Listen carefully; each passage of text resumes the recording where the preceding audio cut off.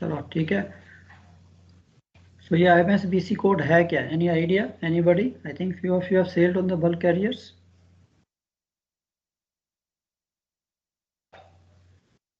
Any idea about this IMSBC code? Sir ये इसी code का सर नया वर्जन है सर ये. Requirement and regulation for this carrying the solid bulk cargo, sir. Okay. So suppose you are offered a cargo to load. So how will you refer this book?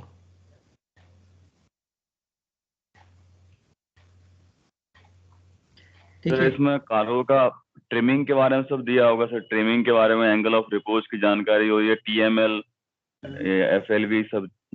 Okay. Information. Okay. Good. Anything else? Hazard class. चलो हम थोड़ा सा इसके बारे में पढ़ते हैं कि IMSBC कोड क्या है. It's a very user friendly book. Like I told you before, when we are carrying these bulk cargos, the biggest problem is the cargo keeps on changing.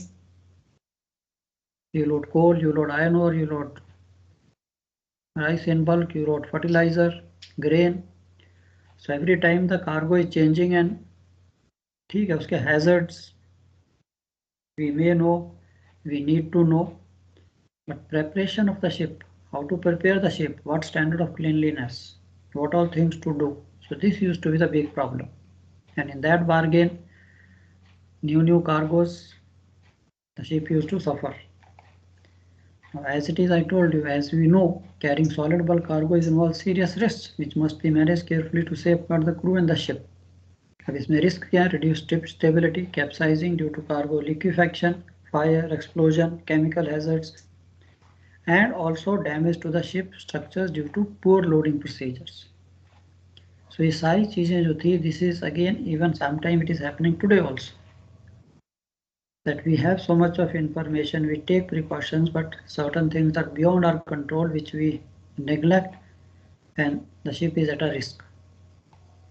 Now same आपकी जो SOLAS convention, that also deals with various aspects of this cargo. Chapter 6 A1 and Chapter 7, mandatory provisions governing carriage of solid bulk cargoes and carriage of dangerous goods in solid form in bulk. So this is also amplified in SOLAS, and it is further amplified in the IMSBC code, that how to handle these cargoes, various properties, various dangers. So this was the main aim. Main legislation governing safe carriage, IMSBC, which became mandatory on January 2011. Now this code is mandatory. Previously it was just on the recommendatory level, that these are the guidelines for you to follow or you don't follow. Now this we will see. Okay, accepting the cargoes. Origin of this code, that this code has replaced the previous old code, which we call BC code, which was first developed, adopted in 65, and of course updated. Now the aim of this mandatory IMSBC code is to facilitate safe storage and shipment of solid bulk cargoes. Now what was the purpose of replacing this code? To make the code mandatory, BC code being only recommendatory for implementation by the states, and to draw a parallel with the structure of IMDG code. Amendment same 2 years, and to include references to the most recent SOLAS amendments, and to add new products because new things are coming in the market. So they are all added, latest information is added. So this book becomes a very handy book for the ship. Now if you see this SOLAS chapter 6 part A, part B pertains to mandatory provisions governing carriage of solid bulk cargoes. And chapter 7 part B, mandatory provisions carriage of dangerous goods in solid form in bulk. So SOLAS की भी requirement है, these chapters also we have to follow. The provisions of these chapters are amplified in this code. Now if we see what is the aim, every code has the same aim of safety, that we load safely, there should be no danger to the ship.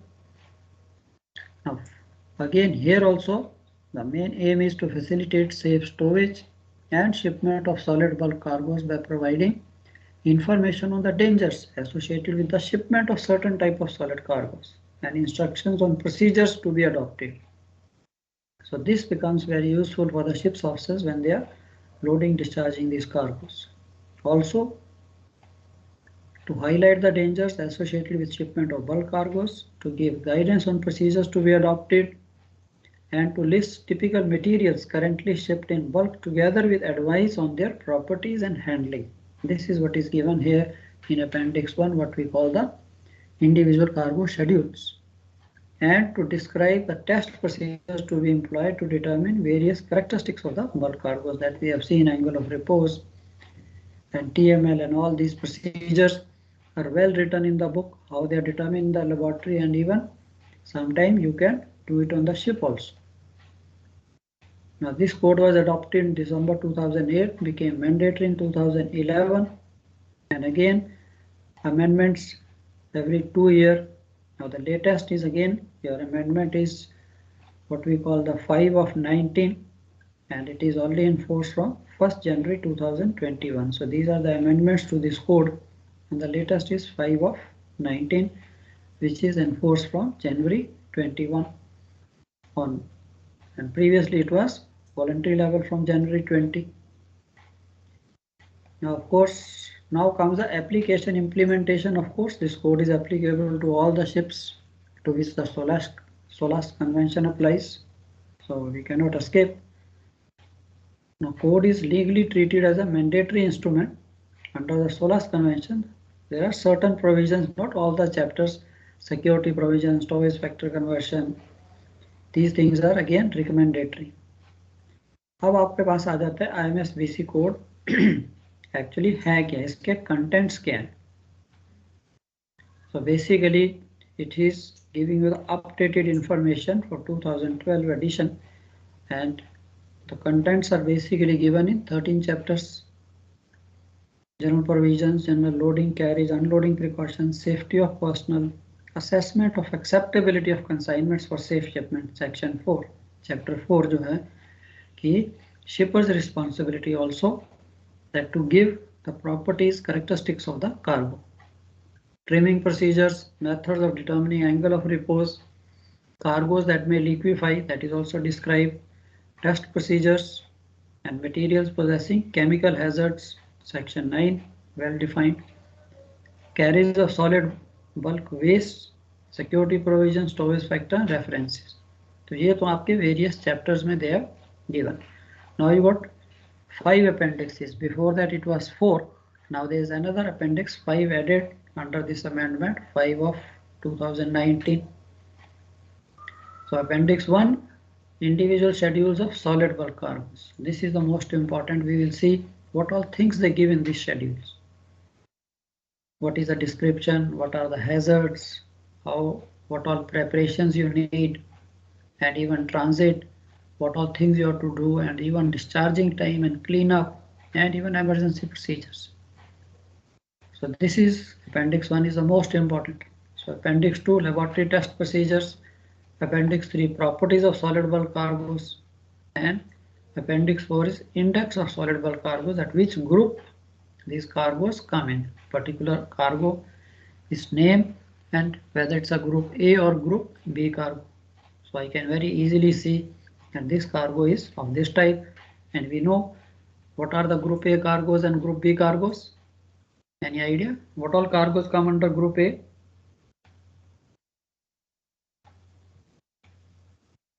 Anybody?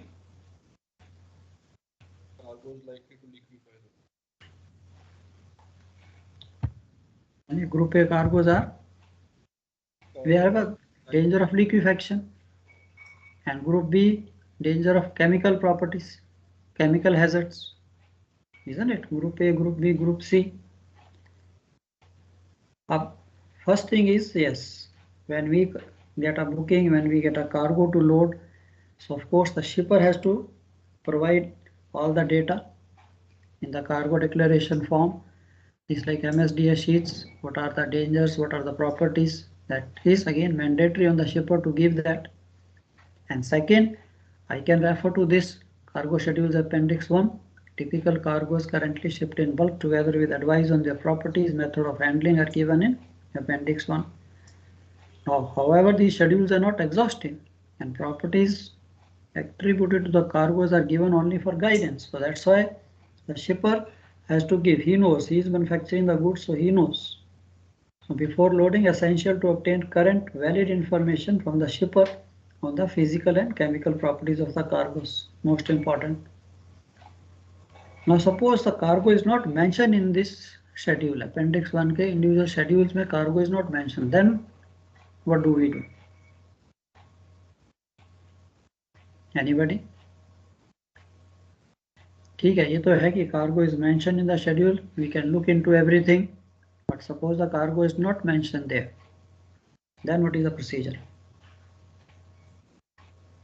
Agent से मंगा देंगे. हाँ जी. Agent से. Okay, agent को आप बोलोगे कि हाँ.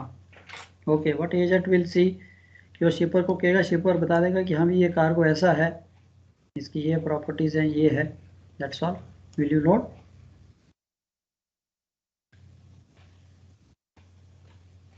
शिपर जो डिक्लेरेशन मतलब देगा ना सर, अपना शिपर डिक्लेरेशन, उसमें काफी कुछ मतलब उसने दिया होगा, उसके बारे में अपन उसी को देख के निकाल लेंगे. ठीक है, उसने सारी प्रॉपर्टीज दे दी, ये है, ये है, ये उसने सब डिक्लेयर कर दिया. Now this cargo is not mention in the schedule. But ये जो बुक है इट इज मैंडेटरी. इसके अंदर जो भी उसने लिखा है, जो प्रोसीजर्स हैं, जो भी प्रॉपर्टीज हैं, सारी जो है एक संगिष्ट आफ्टर थॉरो स्टडी के बाद ही उसमें लिखी गई है. अब मेरे पास इंफॉर्मेशन ही नहीं है इस कार्गो की. शिपर तो कुछ भी लिख दे, अरे कुछ नहीं है यार, ले जाओ. It's a commercial business, isn't it? Yes. Just imagine आप किसी भी कार्गो को ट्रांसपोर्ट कर रहे हो, शिपर तो कहेगा यार कुछ नहीं होता, सेफ है. बाद में वो हाथ खड़े कर देगा. इसका प्रोसीजर भी सिंपल है.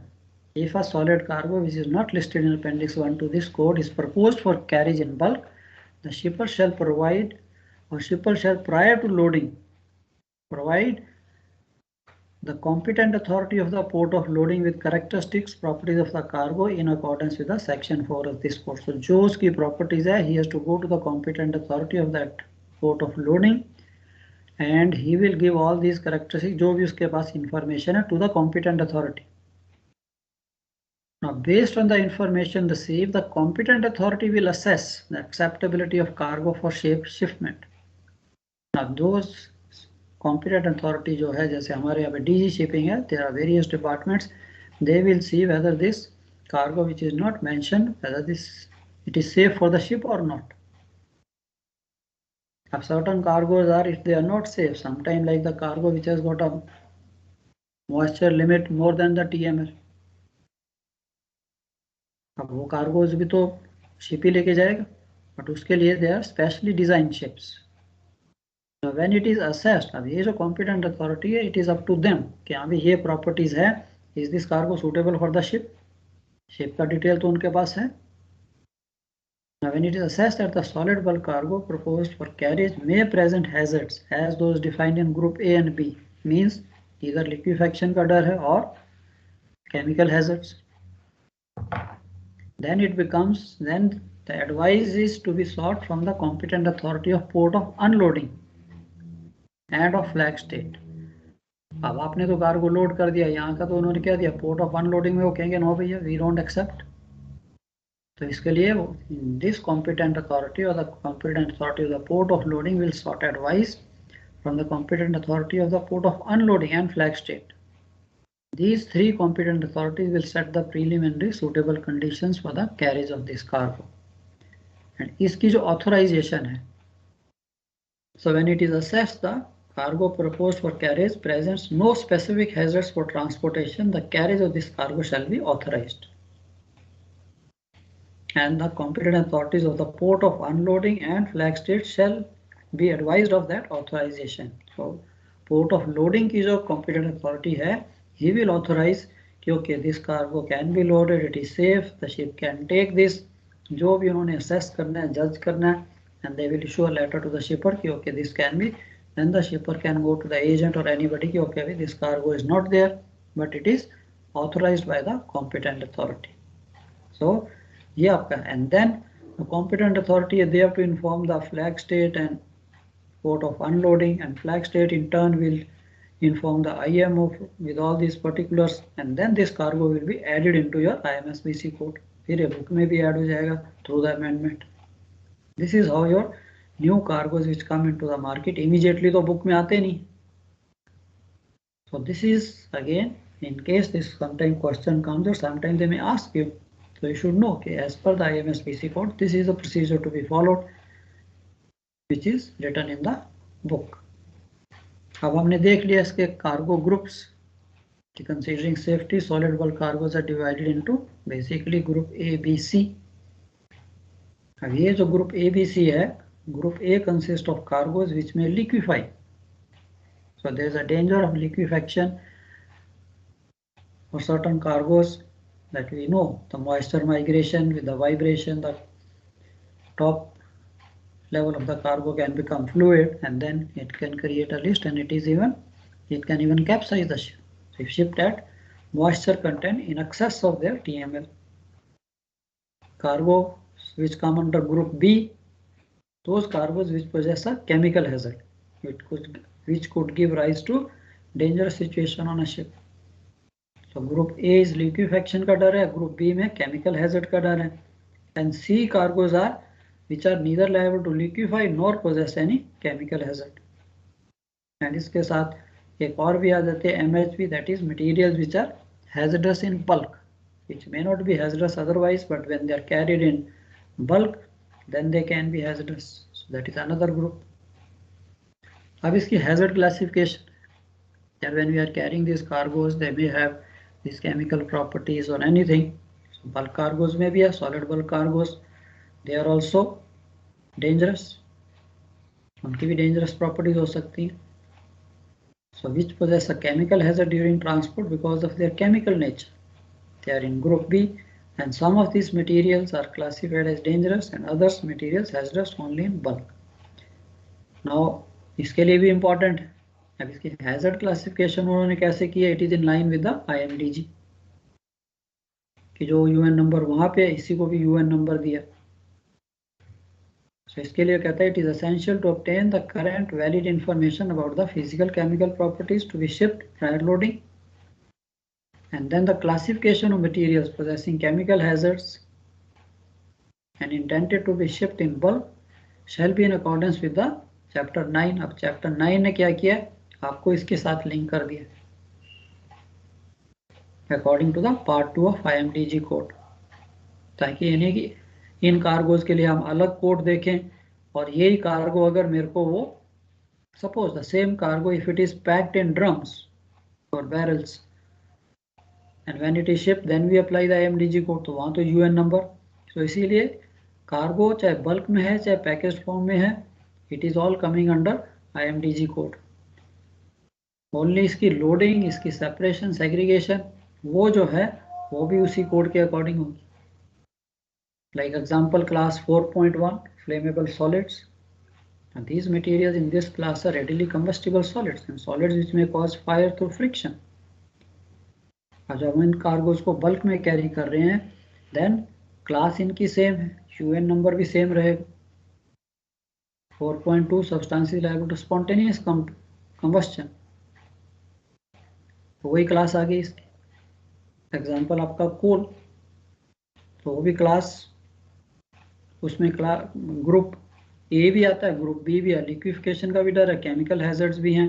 क्लास उसकी अगेन 4.2 स्पॉन्टेनियस कंबस्टन का डर है.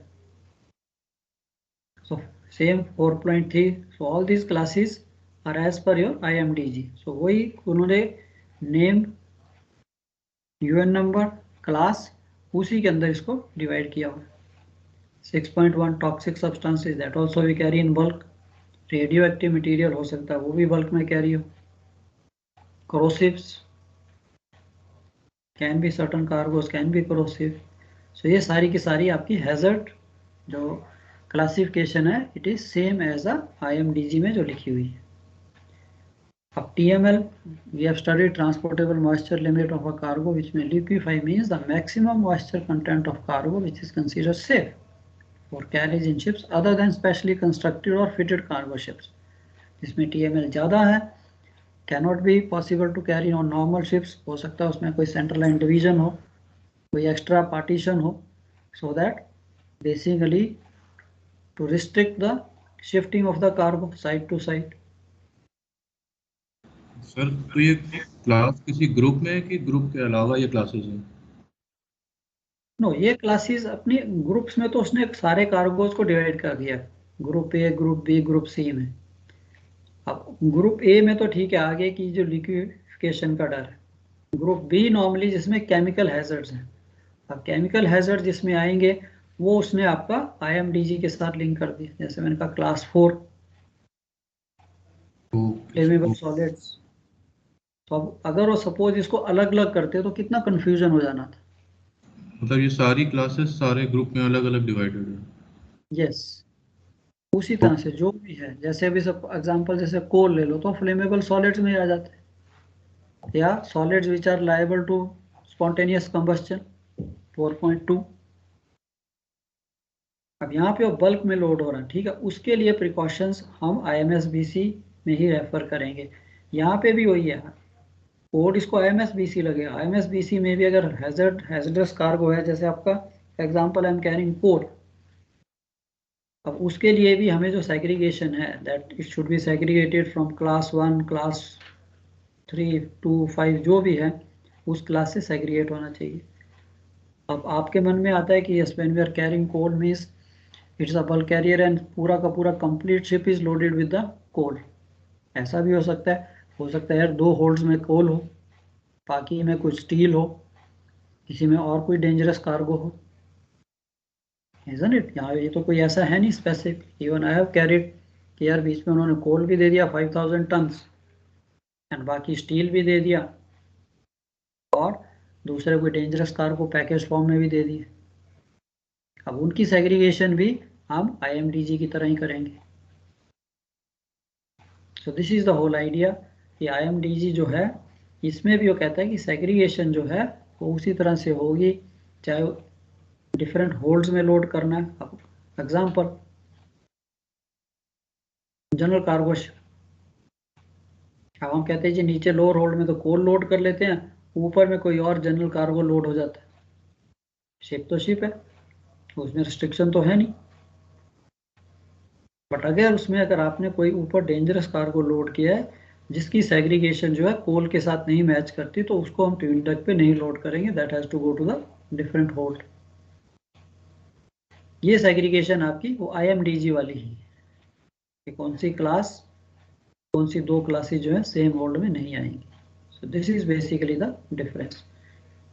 अब यहाँ पे भी वही कहता है IMDG code deals with dangerous goods in packaged form. Example ammonium nitrate packed in woven plastic water resistant bags, तब तो इसको आपका UN number 1942। If it is directly loaded, अगर तो ये पैकेज्ड फॉर्म में था तब तो इसको IMDG कोड लगेगा। Why? It is in packaged form, packed in woven plastic. Now if this same cargo is loaded in bulk without packing, फिर IMSBC code has to be applied. तो ये सिर्फ आपका फर्क है। अब हम देखते हैं इसके अंदर कि यस, जैसे आपका एग्जांपल फेरोसिलिकन, तो उसमें आपका बल्क शिपिंग नेम ग्रुप कौन सा है वो दे देगा। And now when we have to carry this cargo, let's see आपके इस बुक में अपेंडिक्स 1 जो है वो बेसिकली देता क्या क्या है। तो first thing it will give you the इसकी डिस्क्रिप्शन, ये कार्गो है क्या चीज। तो यहाँ तो छोटा सा उसने लिखा है, सम अदर कार्गो दे मे गिव डिटेल, या this cargo is this type, it is dangerous, क्या क्या सारा डिस्क्रिप्शन में दे देगा। फेरोसिलिकन इज एक्सट्रीमली हैवी कार्गो, फिर उसके कैरेक्टरिस्टिक्स क्या हैं। This is what is given in your appendix 1, what we call the cargo schedules. Angle of repose, bulk density, stowage factor, size, class 4.3, 6.1 and group A, B, C, कौन से group में ये cargo आता है, तो ये सारा कैरेक्टरिस्टिक्स में हमें मिल जाता है। Hazards, what are the hazards of this cargo? In contact with moisture or water, it may evolve hydrogen, a flammable gas which may form explosive mixture. इसे अगर इतना मेरे को पता है, for any cargo, for all the cargos, all these headings, all these, the properties in all these steps, it is given. Her cargo का आपको hazard है. If it is not hazard, they will say okay, normal, nothing special. Stowage segregation. जैसे मैंने आपको बताया कि yes, if we carry certain cargos have chemical properties, they are to be stored with some segregation separately. वो भी वहाँ पे लिख दे, like in this, separated from foodstuffs and all class 8 liquids. Hold cleanliness standards कितना चाहिए? Clean and dry as relevant to the hazards of cargo. Weather precautions. Cargo shall be kept as dry as practicable before loading, during loading and during voyage. अब इतना hint मेरे को मिल गया, so I know that यार इस cargo को ना तो हमने बारिश में लोड करना है, if it is raining, same thing discharging, close all the hatches and even weather tightness of hatches. क्यों? This cargo may get affected. So how beautiful information they give me. अब शिपर जो है तो लिख देगा, 2-4 लाइनें लिख देगा. He may not give the total कि यार वेदर प्रिकॉशंस क्या है, ट्रांजिट में क्या करना है, वेंटिलेशन कब करनी, कब नहीं करनी. He may not give details, but the book, each cargo, all these things are given in. Loading के time trim in accordance with the relevant provisions. Heavy cargo है, equal distribution. Density extremely high. Tank top may be overstressed unless cargo is evenly spread across the tank top. And due consideration paid to ensure tank top is not overstressed during voyage by a pile of cargo. As a chief officer, if I know this much, so I can instruct duty officer, other to that you keep watching and also to the stevedots. अब आप अपने office से ही सारा कुछ control करते हो. Sitting आपने वहाँ पे भी गाइडेंस दे दी, अपने स्टाफ को guidance they the. Eight the same time आपने टर्मिनल सुपरवाइजर जो भी है उसको भी इंस्ट्रक्ट कर दिया कि डियर इसको इवनली लोड करना, पाइल नहीं बनानी, कार्गो हैवी है. अब मेरे पास इंफॉर्मेशन नहीं होती तो ठीक है, we will go as per the terminal. Okay chief, we will do this, बाद में करेंगे. तो पहले एक ही जगह पाइल अप करके मेरा टैंक टॉप एंड कर दी. Precautions. Manufacturer or shipper shall provide the master with certificate stating cargo was stored under cover. ये तो इस कार्गो के लिए. दूसरे कार्गो की जो जो प्रिकॉशंस होगी वो भी हम देख लेंगे, वो भी इस बुक में दी हुई. वेंटिलेशन मोस्ट इम्पॉर्टेंट, हर कार्गो की है. Lot of time the damage takes place through the ventilation. कि या तो हम एक्सेसिवली वेंटिलेट कर देते या वेंटिलेशन नहीं करते. अब यहाँ पे वो कहता है continuous mechanical ventilation shall be conducted. Carriage quantitative measurements of hydrogen, phosphine, arsine, suitable detectors for each gas. यार ये कार्गो के साथ कोल के साथ भी है. So most of the bulk cargoes, if you see all the bulk carriers, we have these equipments, detectors for detecting these toxic, flammable gases, anything. Oxygen analyzers तो उन्होंने सब, because you never know कौन सा ship कौन सा cargo कब load कर ले, तो उस वक्त तो हम देंगे नहीं. सो इसमें भी उसने क्लियर कर दिया कि यस कैरेज के लिए ये इंस्ट्रूमेंट भी होने चाहिए एंड आपने गैसेस की कंसंट्रेशन चेक भी करनी है. Discharge nothing special. Clean up after discharge of this cargo, species shall be swept clean twice. Water shall not be used for cleaning of cargo which is contained in because of danger of gas. Only sweeping. पानी नहीं लगाना. अब imagine हमारे पास normal अगर ये book ना होती तो I also remember even if I was loading तो हमारे पास तो एक ही चीज़ है, हाँ यार चलो कार्गो खत्म हो गया, डिस्चार्जिंग होगी, प्रायर लोडिंग या जब हम अपनी बैलेस्ट वॉयज में साफ करके चलो जी धोना शुरू कर दो. एंड वॉशिंग होगी तो yes because of the gas. अब एनक्लोज स्पेस तो है, ये hold this enclose space all the time. Not possible that we keep the hatches open. कई बार वेदर भी खराब होता है. इमरजेंसी प्रोसीजर्स, हर कार्गो के आपको the most important thing I feel कि यार we are prepared before, that before we load the cargo I know what all things in case anything happens, even action in case of fire, any equipment SCBA, batten down, use CO2 if available, do not use water. Now for चाहे वो exam है उससे important है working on the ship, that if it is just takes 2 minutes to open the book, go through this and then paste these instructions, तो कोई देखने में भी आएगा. So what we have seen even with IMDG, वहाँ पे हम इसे EMS कहते हैं, EMS MFAG, emergency schedules. यहाँ पे भी वही emergency procedures, that in case of any event what to do. So इससे आप you can well imagine कि if you are sitting in the office, आप अपने कार्गो ऑफिस में हो, आपने अपने ऑफिस के जो भी टेबल है, बल्कहेड्स है, वहाँ पे ये इंस्ट्रक्शंस, ये प्रोसीजर लगाए हैं. Anybody coming and watching,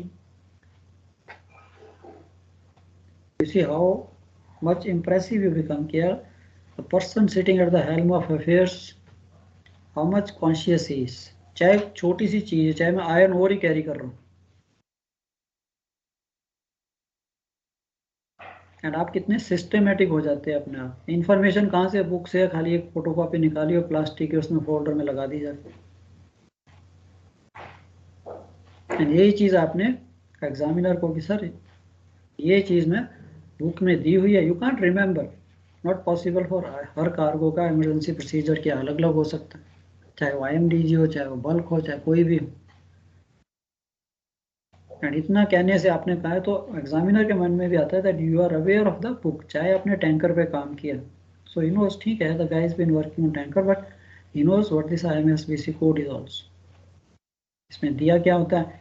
and practically भी सर दोनों में, चाहे वो IMDG है चाहे IMSBC है, अगर I am loading dangerous cargo, मैं ये काम करूँगा, ये चीज़ें देखूंगा.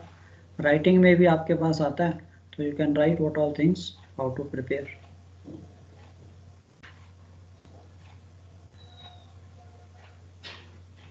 चलो ये तो declaration must be furnished well in advance.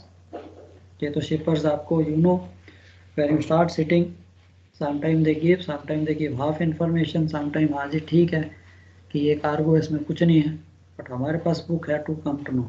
This is basically the cargo declaration form. I can not enlarge, but basically इसमें कौन सा ग्रुप का है, इसकी प्रॉपर्टीज क्या हैं, वही चीज़ इसमें मेंशन रहती है.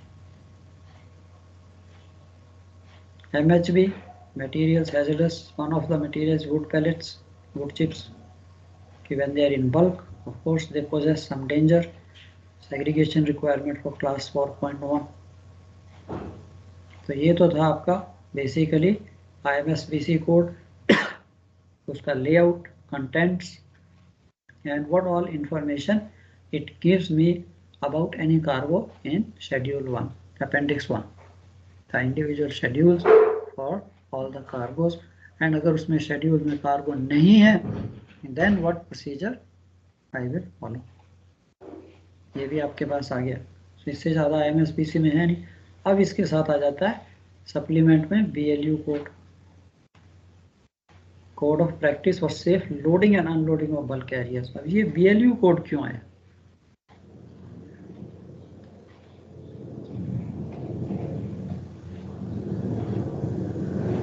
व्हाट गेव राइज कि IMO को ये बुक भी, छोटी सी बुक भी या उसके सप्लीमेंट में ऐड करना पड़ा कि code of practice for safe loading and unloading of bulk carriers.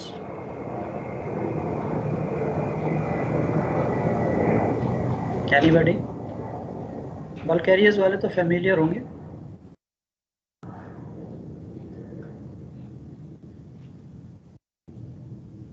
नहीं, नो आइडिया. क्या कहते हैं अंगद?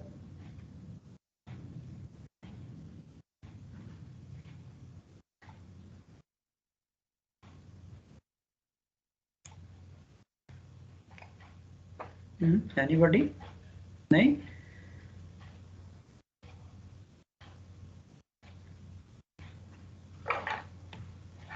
यार बल्क कैरियर पे किसी ने भी नहीं, किसी ने तो काम किया होगा बल्क कैरियर पे। Anybody who has worked on bulk carrier?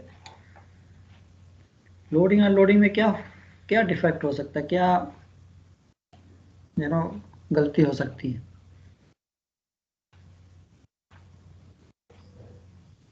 बाकी शिप में तो okay, you are loading the cargo is given, कितना वेट कहाँ पे डाल रहे हो। तो बल्क कैरियर्स में कहीं गलती हो सकती है?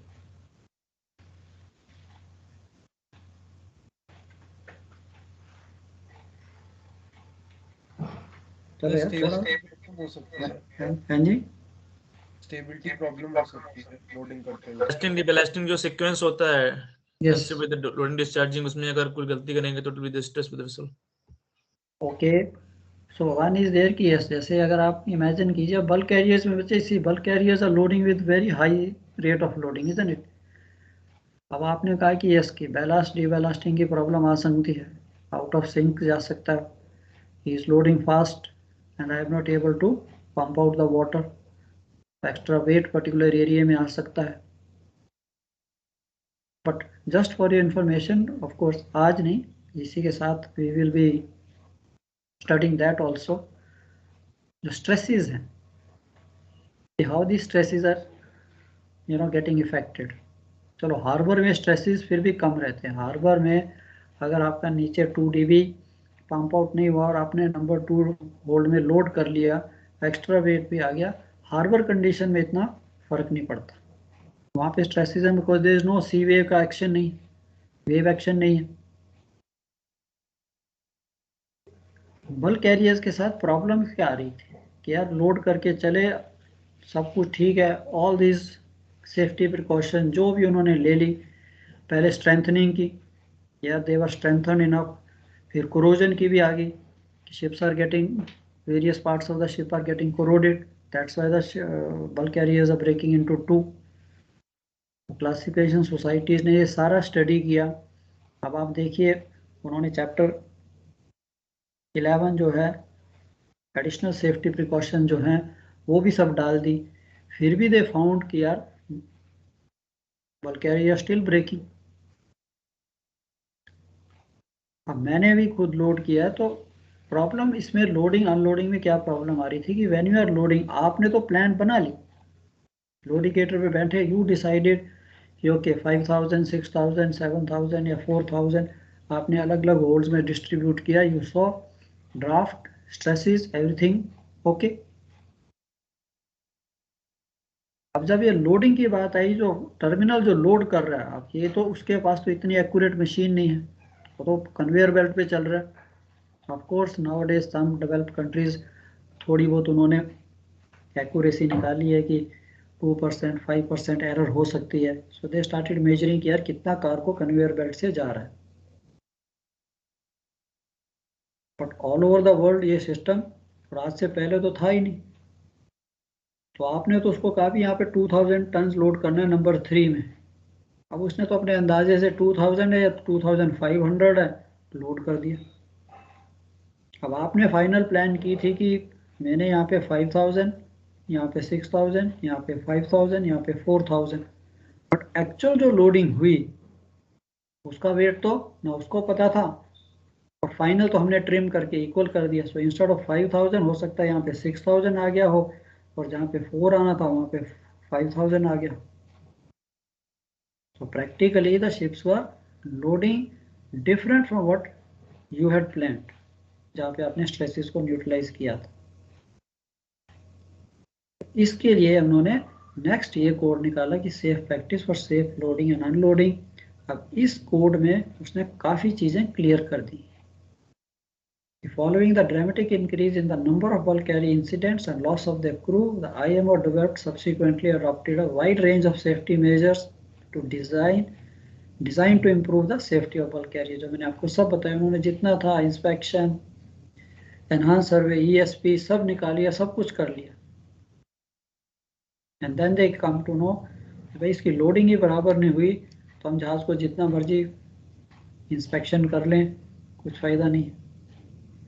So included in these safety measures are requirements for improving the strength, maintenance of bulk carriers, guidelines for their inspections, and recommendations concerning the loading and unloading of. This is basically, this book is all about that. And then they published this BLU code. The purpose of this code is to assist persons for safe loading and unloading of bulk carriers to carry out their functions and to promote the safety of bulk carriers. And recommendations, again, also terminal operators, उनके लिए भी instruction है कि भैया ये नहीं कि आपकी मर्जी है आप अंदाजे से इसमें लोड कर दीजिए, no. And at the same time ship पे भी है कि no, we will also check at the end of operation कितना कार्गो लोड हुआ. Now it is recommended copy of this book, at least you go through. I will also send you this code की copy. At least you should know क्या इसके अंदर लिखा गया, इसके contents क्या. So basically contents, definition, suitability of ships and terminals. क्या is a terminal suitable for the ship which the terminal is bringing in, and procedures between ship and shore prior to ship arrival. आगे आपकी checklist. There should be some exchange of information. What you are going to do, आपके पास अलग procedure है, मेरे पास I am thinking, I am assuming something else. No. Loading rate, deballasting rate, पानी की depth, trimming, सारी चीजें अगर पहले डिस्कस हों, much better. Procedures between ship and terminal prior to cargo handling, cargo loading, handling, ballast, and unloading cargo and handling of ballast. Recommended contents of port and terminal information. So slowly things definitely today are far better what it was before. Nothing. Bulk carrier आया, ठीक है, load करो, आज ही final draft check किया, even कील करके हम चल पड़ते थे. एंड इसके साथ आगे आपके appendix is recommended contents of this books, कि वे बुक के अंदर आप इंफॉर्मेशन तो दो, ship should know. And then loading unloading plan. अब ये शिप के ऊपर भी आ गया. अब लोड इंडिकेटर है, इट इज वेरी इजी कि हर स्टेप कि आपने अगर 2000 टन लोड किया नंबर 3 में, उस 2000 लोड करने से आपका forward draft, aft draft, air draft, trim कितनी होगी, स्ट्रेसेस कितने होंगे, are they within the limit और नॉट. एक simple example, you are exchanging ballast at sea. Now if I do not calculate the stresses that when I empty number 2 DV या 3 DV port starboard को empty करूँगा तो उसकी trim कितनी होगी, whether the ship is within the stresses limits, isn't it? देखने से तो कुछ पता नहीं लगेगा कहाँ पे क्रैक डेवलप होगा. So today we do that at every stage we calculate कि यार चाहे नंबर 2 में, चाहे नंबर 3 में, चाहे डबल बॉटम पंप इन करना है, पंप आउट करना है, at every stage we make a plan. So duty officer, ship, terminal, everyone is aware कि ये मेरी लोडिंग प्लान है. जब आप ये लोड करोगे तो इतना ड्राफ्ट होगा, इतनी ट्रिम होगी. जब उसके बाद ये लोड करोगे, most beautiful thing. And also guidelines for completing the shipshore safety checklist and form for cargo information that we know कि शिपर को आपने प्रॉपर डिक्लेरेशन करनी है आपका कार्गो है क्या.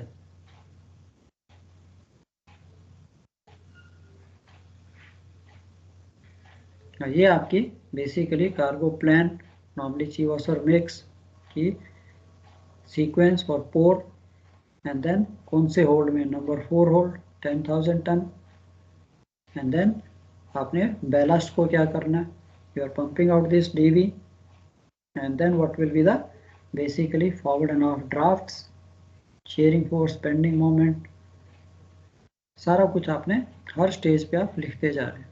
So even for duty officer it becomes very easy that he goes and sees कि अच्छा यार कौन सा स्टेज चल रही है, ये स्टेज चल रही है, अच्छा ये लोडिंग होगी, अप्रोक्सीमेट ड्राफ्ट मेरा इतना होना चाहिए, स्ट्रेसेस इतने होने चाहिए. तो आपके पास ड्राफ्ट गेज भी है. ज़्यादा वेरिएशन दिखती है, ज़्यादा डिफरेंस आता है, definitely I can as a duty officer call the chief officer कि सर कुछ गड़बड़ है, कि end of this loading draft इतना होना चाहिए, काफ़ी ज़्यादा फर्क दिख रहा है, ठीक है, 2, 4, 5, 10 centimetre, okay, but not half a metre, that means some loading is कुछ ना कुछ प्रॉब्लम। अब इसमें आपका एक क्वेश्चन आ जाता है, recommended contents of port and terminal information books, ये भी आपका रिटर्न का क्वेश्चन है, what are the contents of port and terminal information book. देखने में सिंपल लगता है, बट थोड़े से पॉइंट्स आपको ये भी याद करने पड़ेंगे। Recommended information books prepared by terminal should contain, क्या क्या इंफॉर्मेशन उस पर होनी चाहिए। पोर्ट इंफॉर्मेशन बुक्स में location of the port terminal, details of port administration, अब चाहे हम इसे कह लेंगे it's like a guide two port entry, अब उसमें तो सब ने अपना अपना एक्सपीरियंस लिखा होता है। अब ये जो है पोर्ट बेसिकली प्रिंट आउट करती है, this is the correct information. Radio communication procedures, arrival information, port health, immigration, charts, nautical publication, ये सारा आपका पोर्ट इंफॉर्मेशन बुक्स में आपको मिलेगा। Pilotage requirements, so when you become master you know how much is the tugs, उन tugs की power कितनी है, whether these tugs are suitable for your ship or not. Now don't think all the time you are happy, I mean going to the ports in Europe or the developed country ports, developing country, third world countries में भी जाएंगे, तो यहाँ तो है नहीं कि instead of tug pushing और pulling the ship, it is the ship which is pulling the tug, power ही नहीं है उसके पास। Berthing, anchorage facilities, emergency procedures, significant weather features, port is exposed to this, protected है, sheltered port है, open है, availability of fresh water provision, maximum size of ship, तो ये information हम लेते थे। अब ये आप क्वेश्चन आता है वेरी इजी, थोड़े से आपको स्टेप्स 1-2 बार पढ़ोगे तो यू नो, हाँ यार ये इन्फॉर्मेशन हमें चाहिए होती ship. Maximum permissible draft, minimum depth of water, density, air draft,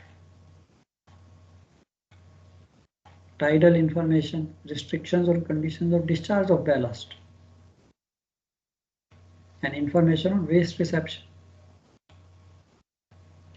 terminal information book, ये तो पोर्ट की थी, अब टर्मिनल के लिए हमें टर्मिनल का डेटा चाहिए, contact personal, technical data on बस, लोडिंग अनलोडिंग इक्विपमेंट, उसका लोडर की height, clearance, depth of water, density, minimum maximum size of ships which the terminal facilities are designed to accept, mooring arrangements, loading unloading rates, procedures for communication, cargo weight, ये देखिए ये सबसे important, cargo weight determination by weight meter and draft survey, तो weight meters are not so accurate, error रहती है, of course draft survey भी हमने किया है, we can calculate and see, ठीक है, within the limits। अब ये दोनों में कोऑर्डिनेशन होगा, ships definitely work in a safer manner. Access, terminal emergency, damage and indemnity arrangements, वो तो हमें ही सब कुछ देना है, कुछ भी डैमेज होता है तो शिप इंडेमनिटी बॉन्ड तो हम पहले ही शिप साइन करता है, चाहे उनकी गलती से भी हो। Loading location, extreme cold weather information, तो ये बच्चे थोड़ा इसको भी पढ़ लीजिए। So I will send you these notes. And एक रह गया आपका शिप शोर सेफ्टी चेकलिस्ट, वो भी इजी है, वो भी कई बार क्वेश्चन में, वैसे तो आपके लेवल पे it is understood that you no ship शोर सेफ्टी चेकलिस्ट क्या क्या कंडीशंस हैं, but sometime they can ask you, not so difficult, एक सीक्वेंस आपको पता है यार ये इन्फॉर्मेशन होती है, 2-3 बार पढ़ोगे, I think very easily in your own handwriting, in your own language rather, you can write. So this is basically your contents, or what is given in both these, or one book with a supplement, IMSBC उसी के साथ ही, उसी के अंदर ही आपका ये BLU भी है। So question जो है IMSBC पे आए with respect to loading unloading of bulk cargoes, how do we enter IMSBC, what all is given, and how does the BLU enhance the safety। अगर हम ये प्रोसीजर करते हैं, and I think we are very safe communication is most important between the terminal and the ship. तो terminal के ऊपर भी responsibility डाली है IMM। ये नहीं है कि आप अपनी मन मर्जी से जो मर्जी करते जाइए और शिप को इंफॉर्मेशन ही ना दीजिए। चलो ठीक है। Cargo handling, ballast, this is again कि अगर आप आउट ऑफ सिंक जाते हो यू कैन स्टॉप कि भैया just slow down, let me pump out the ballast. तो इस पर भी क्वेश्चन आ जाता है कि yes in PLU code what about handling of ballast, it's again same thing that in case the loading rates are higher we can slow down so that the ship is capable of pumping out। तो ये हम पहले से ही decide करते हैं कि आपका loading rate क्या है। टर्मिनल भी पूछेगा chief with what rate you can deballast, तो हमारा रेट कितना होगा 2 पंप हुए तो 4000 मीटर क्यूब मैक्सिमम। तो उस हिसाब से this books are also helpful. चलो ठीक है, any questions from anybody?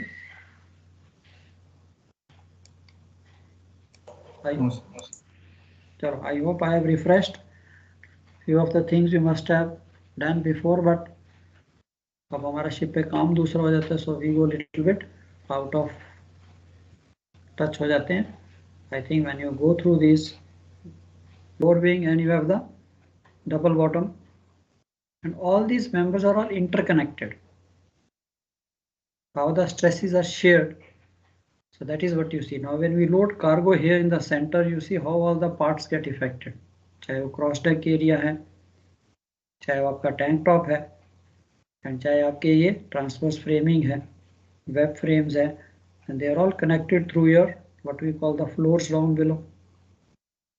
So ship building is really you know build by genius, art of genius का है कि इसको कैसे इसका स्ट्रक्चर बनाया जाता है। If you look into it, so little bit knowledge if we है, हमें चलो नेवल आर्क तो नहीं बनना, but when we load the ship, when we repair the ship, थोड़ी knowledge तो होनी चाहिए। So in general, the plating comprises structural items such as the side shell, bottom shell, strength deck, transverse bulkheads, inner bottom, top side, hopper tank, sloping plating, provides the local boundaries of the structure. And they carry the static and dynamic pressure loads exerted by, for example, cargo, bunkers, ballast, and the sea. So they are static loads, and what are the dynamic loads? Now this plating is again supported by secondary stiffening members such as frames, longitudinals.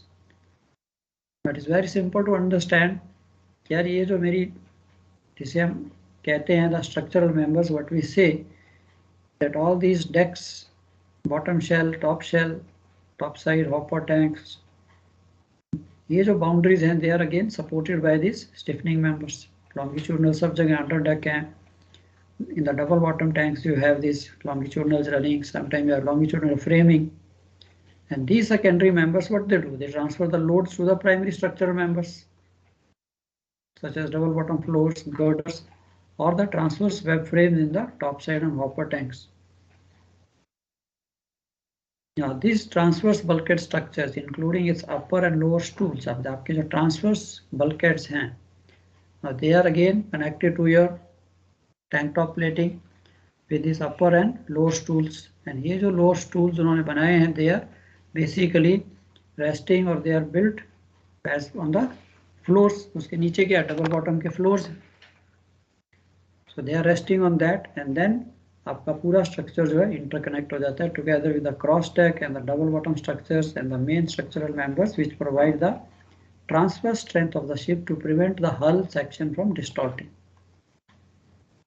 Is this much if you have in your mind, so definitely you know when you are loading, so you are not going to exceed the structural limits. Now, in addition, the ingress of water into any one of the hold has occurred. The transverse watertight bulkheads prevent the progressive flooding of the other holds. Ships are designed today, even with two holds flooding, she can still float. She still have ample buoyancy to float. One hold flooding, two hold flooding, so it depends कि आपका ship किस parameter पे किस design पे बना है. She can stand one hold flooding or she can stand two hold flooding, and still she has enough buoyancy, enough equilibrium to remain afloat. Now comes the design limitations. All ships are designed with limitations imposed upon their operability to ensure that the structural integrity is maintained. Therefore, exceeding these limitations may result in overstressing of the ship structure, which may lead to catastrophic failure. Now, nobody does intentionally. Nobody. No chief officer can unnecessarily कहे कि ऐसी the ship has broken into two. अरे chief officer ने load नहीं किया बराबर से. No. But sometimes it is happening that it is without your knowledge. You are not able to visualize कि आपने तो loading plan कर ली. But how much cargo is coming into this? Whether it is coming जितना आपने plan किया था उससे कम आया या ज़्यादा आया. There the problem comes. Now the ship's approved loading manual provides a description of the operational loading conditions upon which the design of the hull structure has been based. The loading instrument provides a means to readily calculate the still water shear forces bending moment. It's like the fastest calculator in any load or ballast condition and assess these values against the design limits. The loadicator say life has become, of course, easy that we can calculate, we can do anything in a very shortest, very fastest way. Instead, if I sit down with a normal calculator and if I have to calculate stress at each frame, it becomes very difficult. Also, a ship structure is designed to withstand the static and dynamic loads likely to be experienced by the ship throughout its service life. अब ये जो आपके static and dynamic loads हैं ये क्या हैं? The loads acting on the hull structure when a ship is floating in still water are static loads. These loads are imposed by actual weight of the ship structure, outfitting, equipment, machinery, cargo load, bunker and other consumable loads, ballast, and then comes the hydrostatic pressure acting on the hull. So ये सारे के सारे आपके static loads. Now, dynamic loads are those additional loads exerted on the ship's hull structure through the action of waves. The ship is moving when the ship is moving. And the effects of this resultant ship motion, that is acceleration forces, slamming and sloshing loads. Now you can imagine if there is a partially filled double bottom tank and your ship is pitching and pounding heavily, I think it is very easy for us to visualize that water definitely what motion it is going through inside the tank. And now if you do not take care, if you do not reduce this slamming or pounding, definitely it can do some damage to the internal structure of the tank. So these things are very important to realize, even that when the ship is moving at sea, that master is always bothered that she should go as comfortable as possible.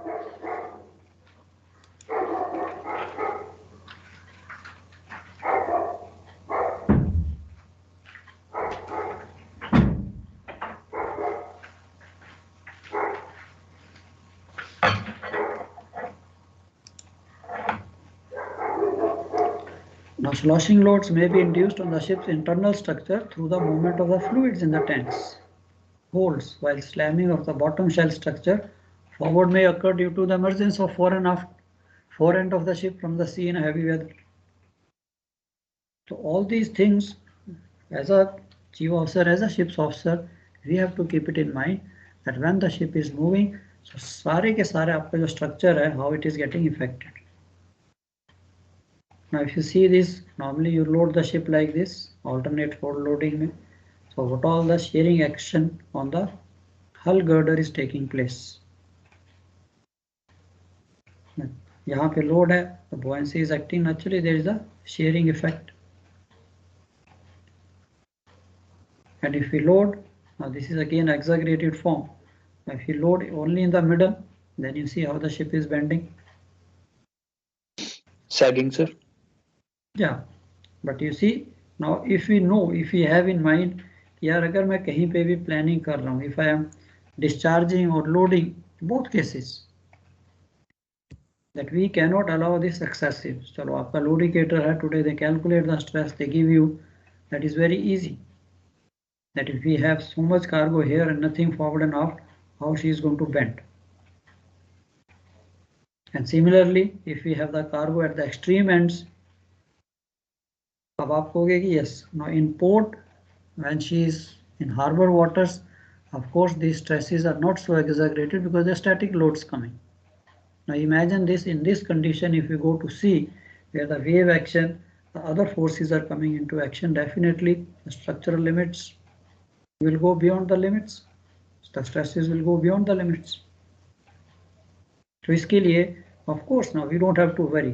The loadicator is planned, it is designed, the software is, it gives everything, provided we know what to look, where to look. यहाँ है मैंने stresses को कितना रखना है. That is more important. Calculation part, okay, they give us all the machinery, they give us everything, which gives us all the figures in front of us.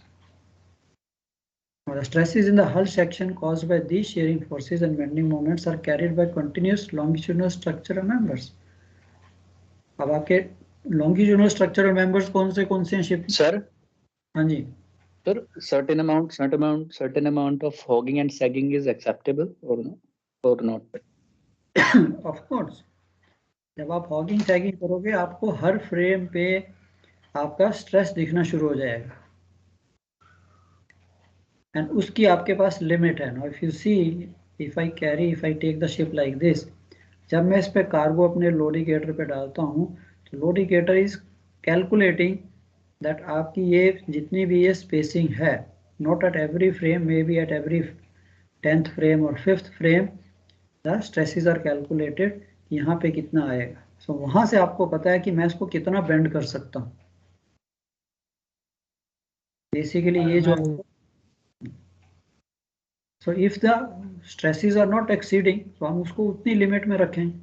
So you will find that yes, ship is either sagging or hogging, but it is within the limits. The stresses coming on the other parts are within the limits, less than 100%. Of course, we never exceed 100%, and we try to keep as minimum as possible. Now, when the ship is fully loaded, what happens? जब आपने इसको full load कर दिया, then if you see the stress is almost getting neutralized, कि हाँ यार जितना load यहाँ पे है उतनी इसको buoyancy act कर रही, जितना लोड है, all the holds are equally loaded, जिसे हम homogeneous loading कहते हैं. Normally सर सेफ लिमिट कितनी होती है सर? कुछ वैल्यू ऐसा कुछ पर्टिकुलर वैल्यू है? Idea is, that's what I'm telling you, when you are loading condition में तो stress की problem आती नहीं है. Stress की problem आएगी या तो ballast condition में, then the stresses go up, और if it is a part loading, कि कोई होल्ड आपने खाली छोड़ दिया, कहीं पे डिस्चार्ज हो गया, वहाँ पे प्रॉब्लम आती है. अदरवाइज आपके लिए यस, द बेस्ट इज कि 100% is the limit, and I will try to keep it as minimum as possible within the circumstances, amount of cargo to pick up. हाँ जी सर, ये 100% जो limit है SF और उसकी मतलब BM की, उसका सर क्या मतलब क्या है कि 100% अगर हो जाएगा तो जहाज मतलब टूट जाएगा, या फिर कितने टाइम बाद मतलब टूटेगा, ऐसा कुछ ऐसा मतलब? जहाज टूटेगा. हार्बर में बड़ी मुश्किल से 100 तक पहुंचती है ना, 100 तक हार्बर में नहीं पहुंच पाती. देखो मैंने इसीलिए आपको, I have taken you right from the beginning, कि when you are standing in the harbour, when the ship is standing, उसके ऊपर वेव एक्शन तो डायनामिक लोड्स तो एक्ट ही नहीं कर रहे. तो आपके लोडिकेटर में भी दिया harbour condition and sea condition, वो दोनों है. You just switch over, change कीजिए, आपको दिखेगा स्ट्रेस जो है 45% पे आ जाता है. You go to sea condition, हो सकता है वहाँ 65% पे आ जाए, उसी फ्रेम पे, उसी कंडीशन में. तो हाँ, सी में सर अपन sir during the cargo operation उसको रखते अपन सी कंडीशन पे ही है, ताकि means we are always ready to go for the sea. आप सेफर सेफर साइड. सर लेकिन ये जो 100% क्या है सर? ये 100% इज द लिमिट की आपकी किसी भी स्ट्रक्चर की है, किसी भी प्लेटिंग की जो एक स्ट्रेंथ होती है कि भाई इसके बाद ये प्लेट जो है बेंड होनी शुरू हो जाएगी या क्रैक डेवलप हो जाएगा. तो वो सर कैसे पता पड़ता है? अगेन दैट परसेंटेज उसने आपको कैलकुलेशन करके दे दी कि भाई इसको इतनी परसेंटेज रखी. उसने, अगर आप लोडिंग मैनुअल देखोगे उस पर वो दे देता है कि जो स्ट्रेस है कितने टन मीटर का जो मोमेंट उसके ऊपर एक्ट कर रहा है. जब मैं इसको यहाँ लोड करता हूँ तो इस प्लेट पे कितने टन्स मीटर का एक्चुअली लोड आ रहा है, स्ट्रेस आ रहा है, मोमेंट आ रहा है जो इसको नीचे की तरफ पुश कर रहा है। वो लोडिंग मैनुअल में उसने फिगर दी होती है। मतलब सर 100 से ऊपर चला गया तो सी वाटर में कुछ ना कुछ डैमेज पक्का होना ही है। डेफिनेटली बच्चे, इमीडिएटली हो सकता है आपको ना दिखे, but in the long term आपको कहीं ना कहीं ship will start developing. Ship is a huge structure, इसके अंदर एक मेंबर तो है नहीं, इसीलिए मैं आपको उसी लेवल पे ले जा रहा हूँ कि there are so many members interconnected, right from your, जिसे कहते हैं longitudinal strengthening members, transverse longitudinal members, जैसे हमने भी ट्रांसवर्स बल्कहेड्स ही देखे हैं। अगर आप उसकी स्टडी करने जाओगे ट्रांसवर्स बल्कहेड्स का, इट इज़ वेरी इंटरेस्टिंग यार, वाकई ट्रांसवर्स बल्कहेड होता है क्या और ये क्या क्या हमें प्रोवाइड करता है। हम तो सिर्फ सोचते हैं हाँ जी ठीक है बल्कहेड है, इसने कार्गो होल्ड बना दिया। हाँ, वाटर इंटीग्रिटी है कि अगर बाई चांस पानी there is a flooding takes place, so it does not allow the water to go to another compartment, progressive flooding को रोकता है। तो किसी भी स्ट्रक्चर का देख लीजिए, फिर ये स्ट्रक्चर सारे ऐसे उन्होंने इंटरकनेक्ट किए होते हैं। एक सिंपल चीज़ अगर आप देखिए, आपको फर्स्ट फिगर जहाँ मैंने दिखाई थी कार्गो होल्ड, अब उसी का अगर मैं जस्ट, क्या मेरा तो ये बहुत इंटरेस्टिंग चीज़ होती थी, I not naval arch but repairs के लिए। अब यही जो आपके ट्रांसवर्स बल्कहेड दिख रहा है, this is your lower stool space, this is like a stool bench, ये भी कर्व होता है, दूसरे होल्ड में भी जाता है। अब ये जो स्टूल है दिस इज बेसिकली, ये देखो नीचे ये इट विल बी उसी के ऊपर बनाया जाएगा ना जहाँ नीचे फ्लोर चल रहा है, सॉलिड फ्लोर। तो इसके ऊपर जितना वेट आएगा, अब इसके ऊपर आपने ये ट्रांसवर्स बल्कहेड इरेक्ट कर दिया तो इसका पूरा का पूरा वेट कहाँ ट्रांसफर हो रहा है, आपके फ्लोर पे। फ्लोर का वेट कहाँ ट्रांसफर हो रहा है, बॉटम प्लेटिंग, कील प्लेटिंग पे। तो कितना सिस्टमेटिकली इसको बनाया जाता है। एंड फिर ऑफ कोर्स कॉरुगेशन के तो you know the advantages, of course you know, yes आप प्लेट को ऐसे करते हो। तो ये चीज़ें जो हैं so nicely they have build, but अगर मैं इसके अंदर लोड डालता हूँ, इसकी तो लिमिट है यार, ये प्लेट एक इतना अमाउंट ले सकती है 5000 10,000 टन, उससे ज़्यादा लेगी तो ये जो स्ट्रक्चरल मेंबर है कहीं ना कहीं पे क्रैक डेवलप होना शुरू होगा। बिफोर एनीथिंग बेंड्स और ब्रेक्स द क्रैक डेवलप्स। सो हम इतना तो उसको बेंड नहीं कर रहे कि यार क्रैक हो जाए, बट थोड़ा बहुत कहीं ना कहीं वेब फ्रेम में। अब देखिए ये जो ब्रैकेट्स हैं, कल को आप चीवोस और बनोगे, this is what gives you a very, it's interesting job. आप इंस्पेक्शन पे जाओगे, you see this first, this ये ब्रैकेट्स हैं, यहाँ पे क्रैक डेवलप होने शुरू हो जाएंगे। एंड अगर आपका जहाज पेंटेड है, अच्छी नाइसली पेंटेड है, you find the rust coming here. जैसे यहाँ रस्ट स्पॉट आया, इमीडिएटली आप यहाँ खड़े खड़े ही पता लग जाएगा कि there there something going wrong here. And ये किस चीज़ का इफेक्ट है, लॉन्गिट्यूडनल बेंडिंग, वही सबसे पहले यहाँ क्रैक डेवलप करेगी। क्यों कि इसकी जो लिमिट थी आपने उसको एक्सीड कर दिया। हाँ जी सर ये कह रहा था सर, जो ये 100% दिया हुआ ना लिमिट, ये SWL है कि प्रूफ लोड है कि ब्रेकिंग स्ट्रेस है? मतलब अगर उस टाइम में अगर अपन मतलब देखा जाए तो ये कुछ तो होगा ना, मतलब समझने के लिए।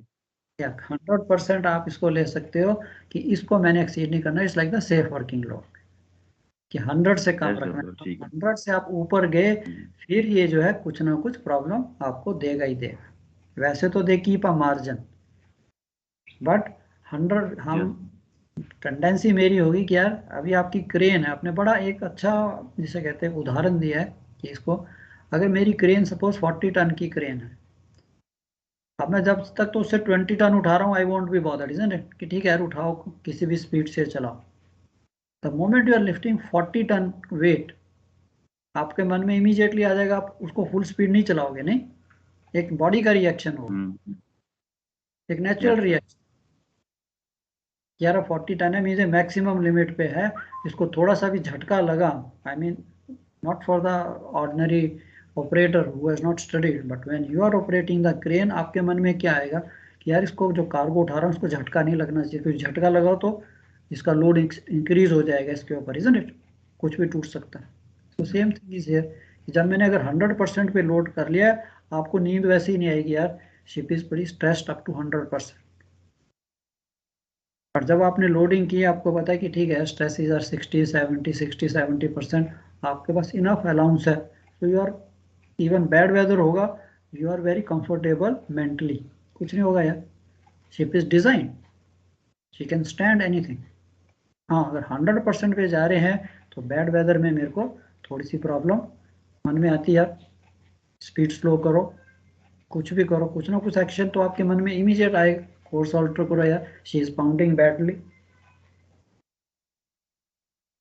तो ये तो थे आपके स्टैटिक एंड डायनामिक लोड। सो अगर this is what, because that's what I am saying, आप जब हैंडल करना शुरू करोगे जितना जितना, सी हमारी जो लाइफ है, it is there is lot of study, it's a vast thing, very vast thing. चलो स्लॉशिंग तो हमने देख लिया, ये भी हमने देखा कि yes this is how the basically the ships are bending. So stresses, अब हम देखते हैं कि यार ये जो हमारे स्ट्रक्चरल मेंबर्स हैं, you may have studied, it is just I'm refreshing you, yeah, what are the structural members, what are the longitudinal structural members? So these structural members are the strength, yes, देखिए आप again आपके सामने strength deck, आपकी main deck, side shell, bottom shell, inner bottom plating and longitudinals. आप double bottom के अंदर चले जाइए, आपके double bottom girders, you have a centre line girder, you have intercostal side girders, and even जहां आपका hopper tank बनता है, जिसे मैं लोअर विंग टैंक कह रहा हूँ, वहां पे भी उसने एक गर्डर लगाए हुए जो आपके डबल बॉटम को इस हॉपर टैंक से सेपरेट कर रहा है। so many these girders are fitted, bottom girders, same thing in the top side and hopper tank slopping plating and longitudinals, which are generally defined as the ship hull girder। इन सारी चीजों को मिला के हम ship को क्या कहते हैं, ship is consider as a box girder और द हल गर्डर। तो how this hull girder we all know, अब आपने देखा है स्टील का घरों में भी लगता है जब आपकी स्ट्रक्चर बन रहे हैं, so we use this I type of girders। so basically ship is also, the ship's hull is also considered as a ship's hull girder। उसको मैं कितना बेंड कर सकता हूँ, अगर आप इतनी विजुअलाइजेशन करो तो आप हमेशा जब भी कैलकुलेट करोगे आप कहोगे नहीं यार 90% से ऊपर नहीं जाना, it is just this girder is bending। To enhance safety and flexibility, all bulk carriers of 150 meter in length and above are provided with local loading criteria। ये क्या है local loading criteria, which defines the maximum allowable cargo weight in each cargo hold and each pair of adjacent cargo holds. Bulk carriers are designed as per the trade, उनकी strengthening उसी तरह से। You want to carry out block hold loading condition और various ships draft conditions, the local loading criteria is normally provided in the tabular diagrammatic form. Hold mass curves के हिसाब से भी कितनी है वो आपका लोडिंग मैनुअल में आपको देगा, कितना लिमिट है, वही चीज़ उसने आपके लोडिकेटर में भी डाल दी है और वहाँ उसने आपको इजीली किया, इंस्टेड ऑफ आप कैलकुलेट करो यार मैक्सिमम है, उसने परसेंटेज में दे दिया कि yes this is how if we do not care about the structural limits, अगर हम एक्सीड करते हैं you can see which all parts are bending. Load तो हमने होल्ड में किया, your transverse bulkheads, increased stress in the transverse bulkheads, increased stress on the cross decks, जो कि normal we don't feel, we don't see। so this is how, इस चीज को हमने अवॉइड करना है कि यार ये लिमिट हमने एक्सीड नहीं करनी है, the ship should not basically bend in such a fashion। फिर कुछ ना कुछ तो कहीं ना कहीं तो डैमेज होगी, क्रैक आएगा, कुछ भी आएगा। Now cargo distributions along the ship's length। Now bulk carriers are designed and approved to carry a variety of cargos। जो ओनर है उसने बनाया कि भी मैंने कल को ये कार्गो कैरी करने, so you make the design in such a way that it is capable of carrying all these cargos। Distribution of cargo along the ship's length has a direct influence on both global bending and shearing of the hull girder and on the stress in the localized hull structures। The more commonly adopted cargo distributions, now this is again your various loading conditions, but we have to see what is permitted। ये नहीं कि every ship can load in all these 4 loading conditions, it is again up to the design of the ship कि यार whether this is permitted or not permitted। अब सबसे पहली तो आ गई आपकी homogeneous hold loading condition. This refers to carriage of cargo evenly distributed in all the cargo holds. And this is permitted for all bulk carriers, usually adopted for carriage of light low density cargo such as coal, grain. However, heavy cargo such as iron ore may be carried homogeneously for, again उन्होंने BC-A and BC-B ships कर दी, उनकी strengthening अलग है. The ships are designed to carry high density cargo, extra scantlings हो जाएंगी, extra thickness कहीं आ जाएगी plating की. For large ships, very large ore carriers, the fully loaded condition is currently the most commonly utilized loading condition and should be preferably adopted in order to reduce the shear force occurrence between the cargo holds. ये तो सबसे, this is the always the best. Sir BC A और B दोनों extra strengthen होते हैं sir. Yes. High density के लिए normally even simple कि एक्स्ट्रा स्ट्रेंथनिंग है आपकी टैंक टॉप की जो अंदर की प्लेटिंग है उसकी थिकनेस हो सकता है 2 मिलीमीटर ज़्यादा. हर चीज़ को वो टेक केयर करेगा बिकॉज दे नो कि यार अगर मैंने इसके ऊपर इतना लोड डालना है, how much this steel can take a load without bending. It's like the safe working load है कि वी वांट टू यूज़, चाहे वो हम स्टील प्लेट को यूज़ करें, चाहे हम वायर को यूज़ करें, चाहे रोप को, क्या उसकी स्ट्रेंथ में नहीं फ़र्क आना चाहिए. चाहे मैं वेट उठाऊँ, कितना भी इसके ऊपर वेट डालूँ, इसकी स्ट्रेंथ शुड नॉट डिटोरिएट. अगर बेंड हुई तो गई इसकी स्ट्रेंथ, कम हो जाएगी. That is the whole idea. अब alternate hold loading conditions. Heavy cargo such as iron ore is often carried in alternate cargo holds on bulk carriers. Common for large bulk carriers to store high density cargo in odd number holds with remaining holds empty. Of course इसका फायदा भी है कि आपने दूसरे holds को ज़्यादा भर दिया है तो आपकी स्टेबिलिटी जो है, ship is not that much stiff, G ऊपर चली जाएगी.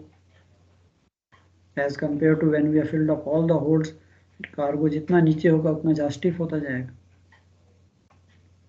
And when high density cargo is stored in alternate holds, the weight of the cargo carried is approximately double. So definitely before you attempt to do this, you go on any ship, it is again not trusting. Somebody says yes you can do, no. आपके मन में आना चाहिए, see the document yourself. क्या let me see this loading manual. कहाँ पे ये information दी है that this ship is permitted to or approved to carry alternate hold loading. Isn't it? किसी के मन में भी आएगा, ठीक है, कोई भी कहता है, चाहे जो भी out going chief officer, captain, one of this ship is there, but मेरे मन में क्यूरियोसिटी तो रही गया, let me have a look at some document. तो कहाँ कह रहे हैं, सुनी सुनाई खबर से तो नहीं है कि हाँ जी एक ने लोड किया दूसरा कहता हाँ करते जाओ. नो, हाँ, व्हेन इट इज अप्रूव्ड, ठीक है, जिसने शिप बनाया, if he tells me then we definitely say कि यस, ताकि कल को कोई क्वेश्चन तो ना है.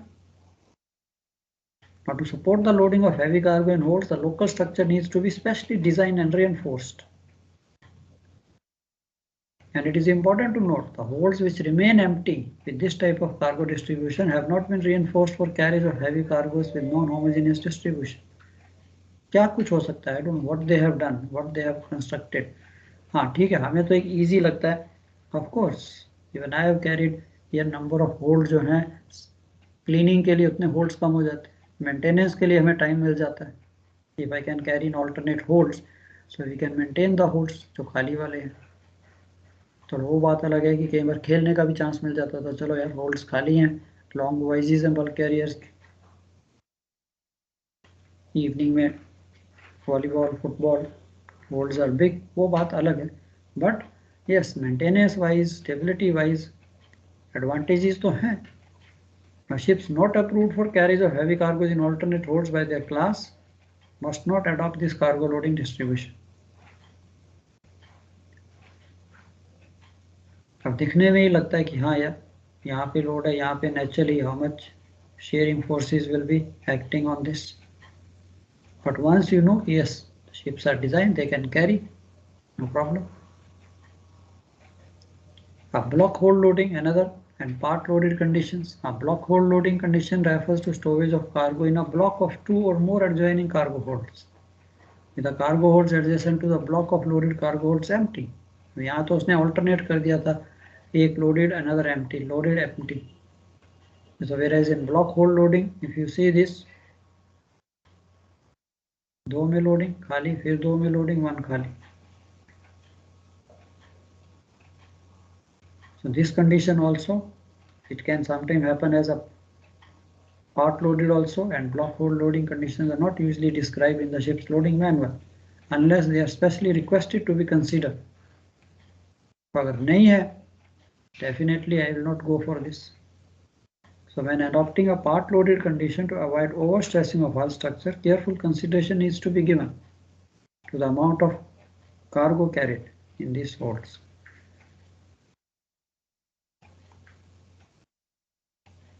Now when a ship is partly loaded, cargo transported is less than the full cargo carrying capacity of the ship. Hence the sailing draft of the ship is likely to be less than its maximum design draft. वहाँ पे भी फर्क पड़ेगा. Weight of cargo in each hold must be adequately supported by the buoyancy upthrust acting on the bottom shell. तो ये तो थोड़ा deep study है कि reduction in the ship's draft causes reduction in buoyancy upthrust on the bottom shell to counteract the downward force. So therefore, when a ship is partly loaded with reduced weight, it may be necessary to reduce the amount of cargo carried in any hold.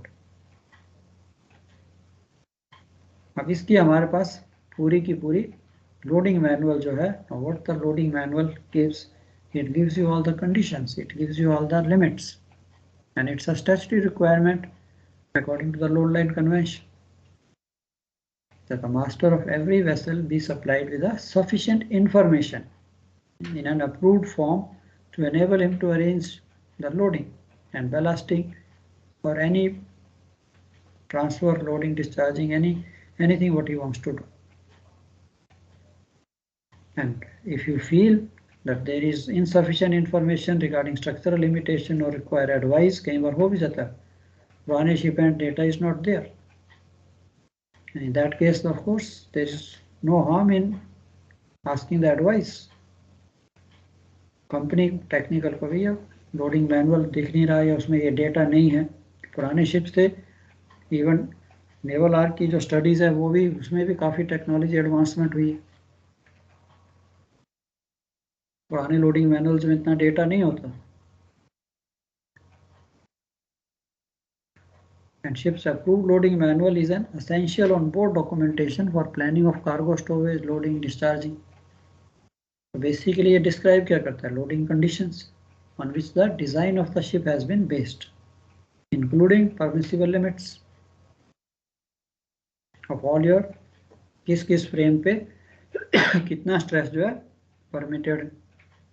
And you got to be little careful. Sometime container ships में भी आजकल यही हो रहा है. Ships are becoming bigger. Interpretation is very important. वहाँ पे तो फिगर दिखा देता, टेबल में दिखा देगा कि मे बी 200 और 300, but 300 tons meter किस तरफ hogging? Some frames the hogging may be permitted, sagging may not be permitted. Sometimes they write in the loading manual.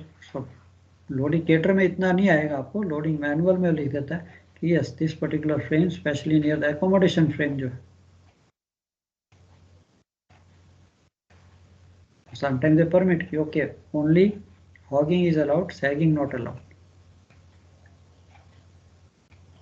So results of calculation of all this still water bending moment and shear forces where applicable, limitations due to torsional and lateral loads, सारा आपका loading manual में होगा. It takes time to study this, but at least इसके लिए easy reference के लिए हमारे पास loading indicator है कि ठीक है, उसने इसकी जो values हैं loading manual से ही डाली हुई हैं. एंड मेरे को परसेंटेज रेशो के हिसाब से आई कम टू नो कि कहीं ज़्यादा तो नहीं हो रहा. And permissible limits of still water are in the hold flooded as applicable. Now cargo holds or combination of cargo holds that might be empty at full draft. If no cargo hold is allowed to be empty at full draft, this is to be clearly stated in the loading manual. Some ships are designed कि नहीं भी one port loading, one port discharge. Part loading में तो फिर वही condition आ गई कि as if अब ऑयल टैंकर्स में भी हम करते थे कि 2 पोर्ट्स डिस्चार्ज है, कहीं पे ड्राफ्ट रिस्ट्रिक्शन है, द शिप पार्टली डिस्चार्जेस, 3 या 4 टैंक खाली करके ड्राफ्ट कम करके then we go. Similarly bulk carriers में भी if there is a, so this is again clearly mentioned, can any hold be kept empty? Now it is not that loading के लिए, it can be part discharge, part discharge किया हमने, 2 hold खाली कर दिए, चलो जी ड्राफ्ट आ गया, अब दूसरी पोर्ट पे चलते हैं, इज इट अलाउड और not? So maximum allowable and minimum required mass of cargo and double bottom contents of any 2 adjacent holds as a function of mean draft. चलो ये सारी कैलकुलेशन भी आपको लोडिंग मैनुअल में दे देंगे। Maximum allowable tank top loading together with specifications of nature of cargo other than bulk cargo, because bulk carrier में we are not carrying only bulk cargo, sometimes steel loading भी है, ठीक है, one way you are carrying bulk and other way you are carrying steel, Europe to America। तो इसकी थोड़ी study जो है कि yes when you go which type of ship is there, yes इसकी डेटा कहाँ पे है नहीं है, यू हैव पीपल कि सर जरा इसका पता करें बिफोर वी लोड और before we do anything else. Maximum rate of ballast change together with advice that a load plan is to be agreed with the terminal. अब हमने IMSBC BLU code देखा था, उसमें भी उसने यही चीज़ हाईलाइट की हुई। Ballast exchange when we do, इसीलिए सारी कंडीशंस आ गई कि सारा डेटा आपका स्टोर होता जाता है। So whenever you do all this calculation you are saving this conditions in your loadicate, चाहे मैं बैलास्ट एक्सचेंज ही कर रहा हूँ, even if I am pumping out one particular tank, naturally stresses में तो फर्क आएगा।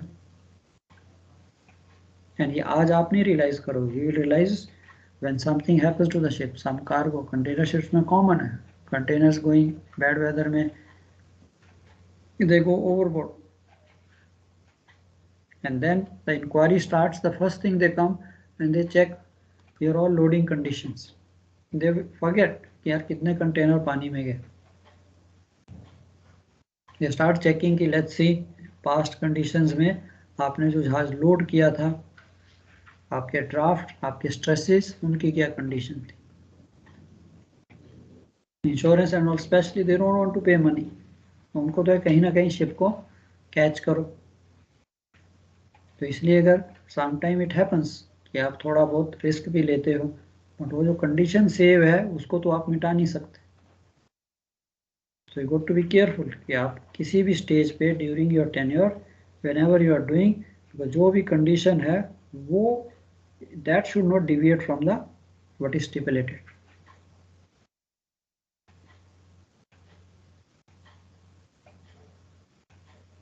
अब आपका आ गया लोडिंग इंस्ट्रूमेंट, ठीक है, लोडिंग मैनुअल तो आपको दे दिया उसने, उसमें डेटा भी दे दिया। अब ये loading instrument, now it is also an invaluable shipboard calculation tool which assist the ships cargo officer. Is it necessary, ये लोडिकेटर मैंडेटरी होना चाहिए या it is up to the choice? होना चाहिए सर। एनीबॉडी, किसी कोई रूल रेगुलेशन, बाई चांस कोई आपको पूछता है कि यार ठीक है, it's normal discussion I am doing, I am not questioning you but normal, मेरे मन में भी आता है कि यार लोडिंग इंस्ट्रूमेंट यार होना चाहिए, ठीक है मेरा काम आसान हो गया, but is it under some, जैसे कहते हैं ना कि यार ये आप एक्शन ले रहे हो अंडर विच रूल, तो कोई रूल रेगुलेशन है जहाँ पे लिखा होगा कि हाँ यार loading instrument is mandatory? Sir लिखा तो है सर कहीं पे कि लोडिकेटर होना चाहिए, अभी ध्यान नहीं आ रहा कि 16 में या कहीं ना कहीं लिखा हुआ है लोडिकेटर होना चाहिए। चलो 16 तक तो पहुंच गए, वेरी नाइस। ठीक है, चैप्टर 11 कुछ पता नहीं सर है उसमें, 12 है शायद। ग्रेन वाले चैप्टर में लिखा है शायद से, ग्रेन वाले चैप्टर में शायद। आई एम वेरी हैप्पी लिखा हुआ है यस कि एटलीस्ट आपने इतना तो याद रखा, चैप्टर 12 16। यस सर, सेकंड में टोरल्स में पढ़ा था सर। इस एडिशनल सेफ्टी रिक्वायरमेंट्स जो है बल्क कैरियर सेफ्टी की जो उसने कहा है, प्लस और भी जगह है, क्योंकि हर चीज़ जो है 16 से ही निकलती है, उसकी एम्पलीफिकेशन जो है सोलास से, आपके जितने भी कोड हैं वो सोलास को ही एम्पलीफाई करने के लिए, isn't it? Yes sir. Yes कोई सर। भी कोड देख लीजिए, वहाँ पे वो लिख देगा कि यस कौन से शिप्स को एप्लीकेबल है, अभी जिन जिन में सोलास कन्वेंशन लगती है। अरे सोलास नेचुरली शिप बनेगा, सोलास कन्वेंशन तो फॉलो करेगा, तो उस शिप को कोड एप्लीकेबल हो जाता है। चाहे मार्पोल ले लीजिए, चाहे आईजीसी कोड ले लीजिए, चाहे आप अपना आईवीसी कोड ले लीजिए, उन कोड्स में भी क्या दिया हुआ है, जस्ट रिफ्रेशिंग इन कोड्स में क्या है कि यार शिप को बनाना कैसे है, उसके अंदर क्या क्या इक्विपमेंट है, क्या क्या देना है, इजंट इट? वही सारा दिखा, टैंक्स कैसे है, क्या उनकी लोकेशन होनी चाहिए। सेम थिंग वहाँ पे भी उसने मेंशन किया कि नहीं भी कैलकुलेशन के लिए आपके पास लोडिंग इंस्ट्रूमेंट होना चाहिए। सर ये जो लोडिकेटर सर जो होता है, ये कौन सर यार्ड वाला देता है? ऑफ कोर्स इट इज, देने को आप कहीं से भी ले, it is approved, it has to be class approved, उसका सारा का सारा। I will come to that, I think lunch के बाद हमारी क्लास है, I won't delay your lunch, but lunch के बाद I will take this instrument कि ये इंस्ट्रूमेंट है क्या। देखो see we when we go on the ship, आजकल सारे कंप्यूटर सेवी हैं, इतना कंप्यूटर सबको आता है कि हाँ यार क्या करना है, कैसे प्लान लोड करनी, क्या देखना है। But as a chief officer master हमारी रिक्वायरमेंट है सबसे पहले when we are on the ship is to comply with the regulations, isn't it? कोई भी अथॉरिटी आएगी वो यही कंप्लायंस ही देखती है, इजंट इट? अब वहाँ पे हमें ही आंसर करना है कि अरे आपके पास लोडिकेटर है, simple, he says is it class approved. अब येस और नो से तो बात चलेगी, डॉक्यूमेंटेशन।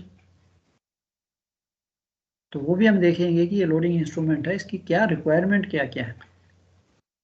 तो सबसे पहले तो हमने कह दिया कि हाँ जी, अगेन आपका रेगुलेशन 11 ऑफ चैप्टर 12 कि भाई वो तो कहता है कि हाँ जी होना चाहिए। अच्छा ठीक है, होना चाहिए, उसके बाद इसके साथ और क्या क्या होना चाहिए। So I will go through all this in a very simple way that you know कि हम कर क्या रहे हैं, क्यों कर रहे हैं। Planning, controlling cargo ballasting operations, rapidly calculating this shear force bending moments for any load condition, identifying the imposed structural limits which are not to be exceeded. Basic purpose इसका यही है। A loading instrument or loading computer is an instrument which can be either an analog or digital, by means of which it can be easily and quickly ascertained that at specified readout points the shearing force or bending moments are and the lateral loads where applicable in any load or ballast condition will not exceed. Bulk carriers में इतना नहीं है, containers में torsional stresses भी आ जाते, वो भी उन्होंने उसमें फीड कर दिया। तो उससे भी मेरे को ये दिखता है कि हाँ यार, because whenever we are working on the ship, चाहे मेरे को 2 महीने रहना है, 6 महीने रहना है, ship is our bread and butter, so we take care like a baby कि नहीं यार कोई डैमेज नहीं होनी चाहिए, not during my tenure, even at any stage. And it comes very naturally, जब आप चेयर पे बैठोगे नेचुरली कम्स कि नहीं यार शिप को जो है, yes sometime commercial commitments company also says कि नहीं, पहले होता था but nobody wants to exceed, तो उसकी एक्सीड मैं तभी नहीं करूंगा जब तक मेरे पास कैलकुलेशन नहीं आएगी सामने। Modern loading instruments consist of approved computational software operating on shipboard digital computer. In addition to these requirements, it shall be ascertained applicable the mass of cargo double bottom contents in way of each hold as a function of the draft at mid-hold position. And how much mass of cargo and double bottom contents at any two adjacent holds is a function of mean draft. So same thing, still water bending moment, shear forces in the hold, flooded conditions also within the, कहीं लोडिकेटर उनमें आपकी damage stability भी उन्होंने add करनी शुरू कर दी कि in case a damage takes place, holds gets flooded, so that is also a very good thing. So we don't wish anything of this sort should happen, but in case if it happens, it becomes very easy for the chief officer. In case if I have to, any ship, in case suppose a fire takes place, if I have to flood the hold to save the ship from fire, I should know यार how much water I can put into this. ये तो है नहीं कि fire तो बुझा दी, उसकी backbone तोड़ दी। तो उसको तो आपके ऊपर तो इमीडिएट यही लोड आ जाएगा ना कि हाँ जी कैलकुलेट कीजिए, स्टेबिलिटी कैलकुलेट कीजिए, how much water, how much this. चलो इसको कंटिन्यू रखेंगे, वी गो फॉर लंच।